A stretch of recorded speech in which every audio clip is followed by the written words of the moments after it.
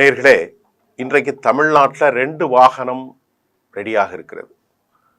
ஒன்று, திமுக ஆட்களோடு நிற்கிறாங்க, bus புறப்பட்டுச்சு, start பண்ணியாச்சு. மற்றொன்று, ஒரு பக்கம் எடப்பாடி உட்கார்ந்துருக்காரு, அவருக்கு சமமாக அந்த பக்கம் அமித்ஷா தான் இருக்கார். நயினார் நாகேந்திரன் இல்லை, விசில் அடிக்கிறாங்க. பஸ்ஸு புறப்பட போது வந்து ஏறுறவங்களாம் ஏறுங்க சார், ஏறுங்க ஏறுங்க ஏறுங்க, ஃபாஸ்ட் ட்ராக் வண்டி வழியில் நில்லாது, குறிப்பிட்ட நேரத்தில் எல்லையை அடைந்து விடலாம் என்று விசிலை ஊதி கொண்டிருக்கிறார்கள். ஒரே குழப்பமாக இருக்குது. விசிலை ஊதி கொண்டிருக்கிறார்கள். விசில் யாரிட என்பது உங்களுக்கு தெரியும். சார் ஏறுங்க சார் ஏறுங்க, நம்ம ஊரில் பஸ் ஸ்டாண்டில் பார்க்குற மாதிரி. சரி சார், என்ன சொல்ல வரீங்க சார்? வேறு ஒன்றும் இல்லை சார், திமுக கூட்டணியில் யார் இருக்கா? திமுக தனது கூட்டணியை முடிவு செய்து முடித்து விட்டது என்று தான் நம்பக்கூடியதாக இந்த செய்தியில் இருக்குது. திமுக கூட்டணியில் காங்கிரஸ் கட்சி, திமுக கூட்டணியில் இடதுசாரிகள், மார்க்சிஸ்ட் கம்யூனிஸ்ட், இந்திய கம்யூனிஸ்ட், அதே போன்று விடுதலை சிறுத்தைகள், தொல் திருமாவளவன், அதே போல் காதர் மெய்தீன், இந்திய யூனியன் முஸ்லீம் லீக், மனிதநேய மக்கள் கட்சி, கொங்கு அமைப்புகள் மற்றும் வேல்முருகன். இது அல்லாமல் சிறு சிறு இருக்கலாம், அது வேறு விவகாரம். அதே மாதிரி அதிமுக கூட்டணி அல்லது என்டிஏ கூட்டணியில் பாஜக, அமமுக, அன்புமணி ராமதாசுடைய பாமக மற்றும் எடப்பாடியோடு சிறு பிளேயர்கள் 0.5%, 0.1% அல்ல, 0.3, 0.2, 0.1 இருக்கக்கூடிய முதலியார் கட்சி, ஜான் பாண்டியன் தேவேந்திர குல வேளாளர் கட்சி, பருவகுல முன்னேற்ற கழகத்தின் கட்சியாக ஐஜேகே பாரிவேந்தர், அதுபோல பாபநாசம் பகுதியில் ஆளுமை செலுத்துகிற மூப்பனார் ஐயாவுடைய மகன், இது போல ஜெகன்மூர்த்தி பூந்தமல்லியில் ஒரு தொகுதி. நான் ஏற்கனவே சொல்லிட்டேன். ஆனால் நான் ஏற்கனவே பல விஷயங்களை சொல்லும்போது இந்த கூட்டணியில் 33% வரை பெறலாம் என்று நான் சொல்லியிருந்தேன். அதிமுக அதுக்கு கம்மியாக பெறலாம், கூடாது. 30, 28, 29 பெறலாம், அதிகபட்சம் 33. இன்றைக்கு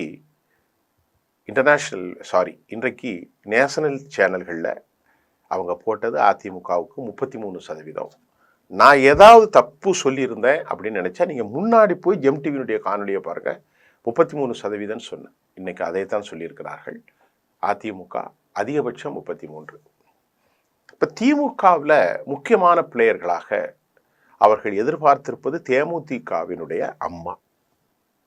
அண்ணி அல்ல, அம்மா. என்னை அன்னை என்று அறிவிங்கள் என பிரேமலதா சொல்லிட்டாங்களே. ஆண்டாள், ஸ்ரீரங்கம் ஆண்டாள் நாச்சியாரை வணங்கிவிட்டு மாலைகளோடு அந்த அம்மா பேட்டி கொடுத்தாங்க.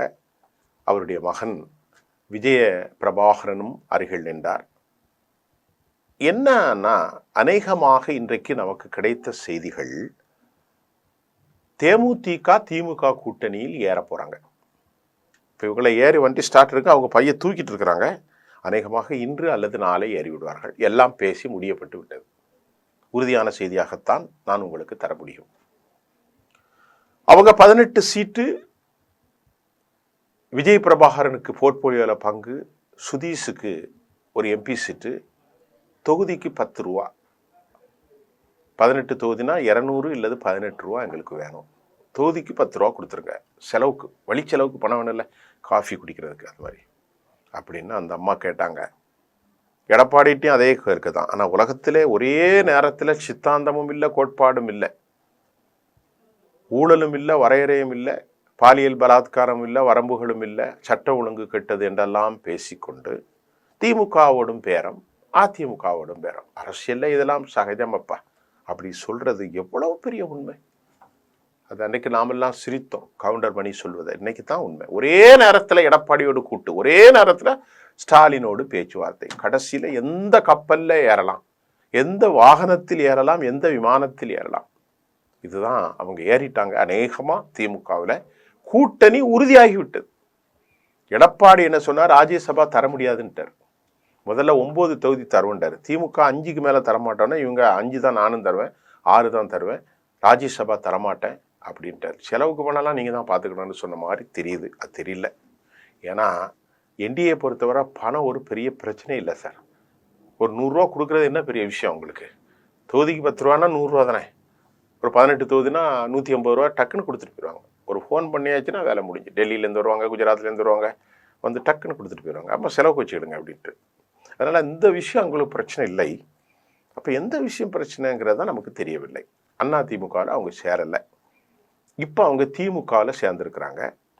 திமுகவில் அறிவிப்பு இன்னும் வரப்போகிறது. எத்தனை தொகுதின்னு கேட்குறீங்களா? சொல்லுங்கய்யா எத்தனை தொகுதி? 6 தொகுதி, ஒரே ஒரு ராஜ்யசபா. இதில் இப்போ ரொம்ப தெளிவாக கடைசியில் வச்சது என்னன்னா, விஜய் பிரபாகரனுக்கு விருதுநகர் மாவட்டத்தில் நாயுடு சமூகம் தெலுங்கு மக்கள் பேசும் இடத்தில் ஒரு தொகுதியை கொடுக்கணும் அப்படின்னு டிமாண்ட் வச்சாங்க. அது திமுக சரியம்மா உங்களுக்கு தரேன் அப்படின்னு ஒத்துக்கிட்டாங்க. இப்போது விஜய் பிரபாகரன் மணிக் தாக்கூரை எடுத்து 5000 ஓட்டில் தோத்தார். அது தோல்வியில் எங்களிடத்தில் பறிக்கப்பட்டது என்று பொதுமேடையில் பேசிய நம்முடைய அன்னியார் பிரேமலதா அம்மா அவங்க இப்போ அவங்களுக்கு விருதுநகரில் ஒரு தொகுதி விருதுநகரில் செலவுக்கு பணம் எவ்வளோன்னு தெரியல, ஆனால் கண்டிப்பாக கொடுப்பாங்க, டவுட்டே இல்லை. கொஞ்சம் கூடயே கொடுப்பாங்க, ஒரு 25, 30, 40 கொடுத்துருப்பாங்க, 50 கூட கொடுப்பாங்க. என்ன இருக்குது ஆளுங்கட்சிக்கு? ஏன்னா மலைகளிலும் காடுகளிலும் ஏரிகளிலும் எல்லாம் தான் வருமானம் வந்து கொண்டு தானே இருக்கிறது மலைகளை போல. அப்போ அவங்க ஒத்துக்கிட்டாங்க. அதில் ஒரு எம்பி தொகுதி ராஜ்யசபா. விஜய் பிரபாகரன் ஒருவேளை தோல்வி கண்டால் அவரை ராஜ்யசபா எம்பி ஆக்கவும் அம்மா முடிவு செஞ்சிருக்கிறாங்களாம். சுதீஷ் போகலாம், அப்படி போகல விஜய் பிரபாகர் வெற்றி பெற்றார், அவர் சட்டமன்றத்திற்கு நுழைய போகிறார். தம்பி ஏற்கனவே ரொம்ப சில நேரங்களுக்கு லெவல் கலந்து தான் அவர் பேசுகிறார். ஒரு அரசியல் தம்பியை மாதிரி பேசலை, அண்ணாமலையோட மோசமாக பேசுகிறார். சில நேரத்துக்கு இன்னும் பக்குவப்பட வேண்டும் தம்பியை பொறுத்தவரை. அதனால் ஒருமையிலெல்லாம் பேசுகிறார். என்னடா சொல்கிறீங்க போகிறீங்கன்னு அப்படியெல்லாம் பேசக்கூடாது. அப்புறம் முதலில் சட்டமன்றத்துக்கு நுழையிட்டு என தாய் விரும்புகிறார். அப்பா இவ்வளோ பெரிய தியாகம் செய்து கேப்டன் போயிட்டாரு. உங்கள் அப்பா 2011 பெரிய வெற்றி பெற்றார். அதை சொல்லி காட்டுறாங்க. நாங்கள் இப்போ 11 எதிர்கட்சியாக இருந்தோமே, அன்னைக்கு 10.29% இருந்தோமே, 8% இருந்தோமே. அப்போ அவங்க கேட்குறாங்க, 41 போட்டிட்டு 29 ஜெயிச்சமே. ஏமா அதெல்லாம் சரி, எங்கள் தாத்தா பணக்காரராக இருந்தாருன்னா நான் என்ன பண்ணுவேன்? இப்போ நீ என்ன இருக்கு உனக்கு? எங்கள் குடும்பம் அப்படி இருந்துச்சே, நாங்கள் பெரிய வெற்றி பெற்றோமே, அப்படியெல்லாம் சொல்லாதீங்கம்மா. இப்போ உங்கள்கிட்ட என்ன இருக்குது? உங்கள் தாத்தா பெரிய லேண்டு வச்சுருந்தாங்க, இங்கேருந்து கேரளா வரைக்கும் நடந்து போயிடலாம், அதெல்லாம் சரி தான். இப்போ உங்கள்கிட்ட என்ன இருக்குது? இப்போ 1 சென்ட் கூட இல்லையே அப்படின்னு பேரத்தை வச்சு முடிச்சிட்டாங்க. அவங்களுக்கு இங்கேயும் போக வழி இல்லை, யாருக்கு? பிரேமலதாவுக்கு அங்கேயும் போக வழி இல்லை. கடைசியில் வண்டி புறப்பட போது டைம் ஆகிட்டு. ஏன்னா இந்த வண்டியில் போனாதான் குறிப்பிட்ட எக்ஸ்பிரஸ் ட்ரெயினை பிடிக்க முடியும். எக்ஸ்பிரஸ் ட்ரெயின் நிற்காது. இப்போ இவங்க போகிற பஸ்ஸில் வேகமாக போனாதான் நடக்கும். இப்போ பிரேமலதா ஏற போகிறாங்க திமுக கூட்டணி வண்டியில். ஏற்கனவே எல்லாரும் அவசரமாக உட்காந்து ஜன்னலில் உட்காந்து பார்த்துக்கிட்டே இருக்கிறாங்க. ஒரு பக்கம் நம்முடைய திருமாவளவன், ஒரு பக்கம் காங்கிரஸ் பார்க்குதுன்னா காங்கிரஸ் ஒரு மாதிரி கழுத்தை பிடிச்சி நெரிச்சி பஸ்ஸுக்குள்ளே இருக்குது. அவங்க அப்படியே பார்த்துக்கிட்டு இருக்காங்க.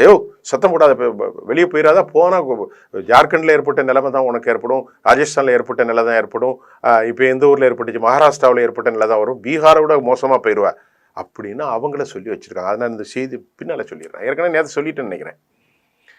இப்போ தேமுதிகவை ஏன் திமுக இவ்வளோ பிரயாசப்படுறாங்கன்னா, இந்த ஓட்டில் 2000 ஓட்டு, 500 ஓட்டு, 1000 ஓட்டுலாம் ரொம்ப முக்கியம்.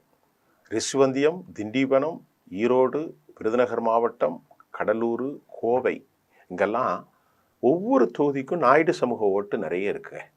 ஏற்கனவே ஐயா வைகோ இருக்கிறாங்க.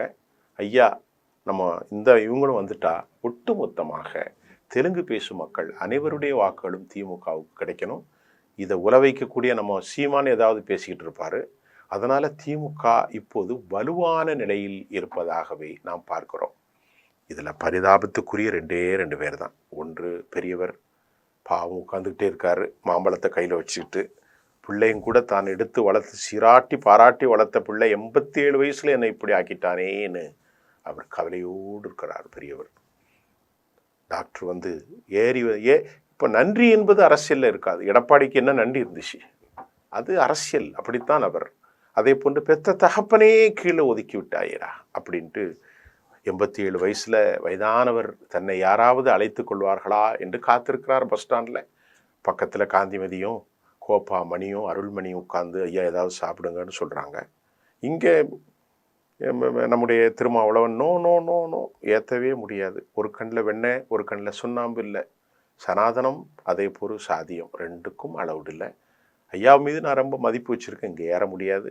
நாங்களே ரொம்ப பாவப்பட்ட சமூகம், எங்களை எல்லாரும் எதிர்க்கிறாங்க, எங்களுக்கு எதிராகவே பிற்படுத்தப்பட்ட மக்களை நீங்கள் கூட்டினீங்க, பல கலவரங்கள், குடிசைகள் எதிர்ப்பு, அது உறுதியாக இருக்கு ஐயா. மதவாதத்துக்கும் பாமகவின் சாதிவாதத்துக்கும் இடம் இல்லைன்னு நம்ம திருமாவளவன் சொல்கிற போது ஸ்டாலின் சொல்கிறாரு, அவரை இறக்கி விட முடியாது, அவர் தான் வல்லமையான ஒரு தலித் தலைவர், இதுக்கெல்லாம் ஓபிஎஸ் அண்ணா என்னை சேர்த்துக்கிடுங்கன்னு அவரும் அந்த பக்கம் பஸ் ஸ்டாண்டில் இருக்கார்.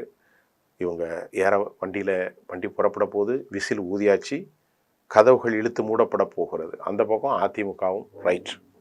வழக்கம் போல சீமானுக்கு வெற்றியை பற்றியோ தோல்வி பற்றியோ ஒன்றும் இல்லை, எல்லாரையும் கூப்பிட்டு சேர்த்துக்கிட்டு இருக்காங்க. ஒரே ஒரு செய்தி, காங்கிரஸ் கட்சியினுடைய கூட்டணி முடிந்து விட்டது என்று நான் சொல்லியிருந்தேன். ஆயிரக்கணக்கானவர்கள் நேற்று பார்த்திருக்கிறீர்கள். இன்றும் சொல்கிறேன், பெருந்தகைக்கோ அல்லது மாணிக் தாக்கூர், ஜோதிமணி யாருக்கும் தமிழ்நாட்டில் அதிகாரம் இல்லை. வேணுகோபாலும் மல்லிகார்ஜுன கர்கேயும் ராகுலும் கனிமொழியும் பேசி முடித்து விட்டார்கள். அவர்கள் அநேகமாக 20, 23, அதுக்கு மேலே இல்லை. அதிசயம் நடந்தால் 25. போஸ்ட் ஓட்டுறதுக்கோ பூத் கமிட்டிக்கோ காங்கிரஸுக்கு ஆள் இல்லை. அவங்க பேட்டிங் பயங்கரமாக இருக்குது அப்படிங்கிறத உணர்ந்து இன்றைக்கி அவர்களும் இவர்களை வெளியேற்றி விட்டாங்க. இதுதான் தற்போதைய செய்தி. வலுவான நிலையில் திமுக பயணிக்கின்றது, இதுதான் நமக்கு தெரிஞ்சிருக்கிறது. இன்னும் அடுத்தடுத்த கட்டத்தில் மற்ற செய்திகளை பார்க்குறோம். தேமுதிகவும் கூட்டணியில் இணைந்திருக்கிறது, இணைய போகிறது. இன்னும் அனௌன்ஸ்மெண்ட் வந்த பிறகு அதை கன்ஃபார்ம் பண்ணிக்கிடுங்க. நன்றி, மீண்டும் சந்திப்போம்.